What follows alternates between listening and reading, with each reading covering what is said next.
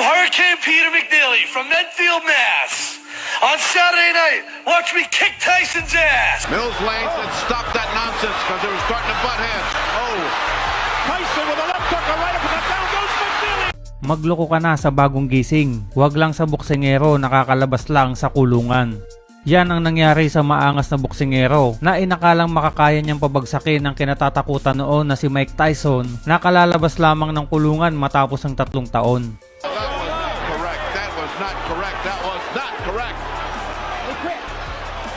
That's it, he quit. McNeely has quit. Isa ka sa maswerteng boxing fans kung inabot mo ang panahon kung saan ang tinaguriang baddest man of the planet na si Mike Tyson ang namamayagpag sa heavyweight division. And within seconds, Savarese is down on the canvas. I told you Savarese was going to underestimate his speed and his power. Sa tingin at aura pa lamang ay malamang na makaramdam ng takot ang sino mang makaharap nito sa ibabaw ng lona. Karamihan ng nakakalaban nito ay hindi tumatagal sa laban dahil sa pambihirang bilis at lakas nito. Hindi naman naging hadlang para kay Tyson ang kanyang height na 5'10 para maging kauna-unahang boksingero na naging undisputed champion sa heavyweight division kung saan pinagharian nito ang WBC, WBA at IBF heavyweight title mula 1987 hanggang 1990.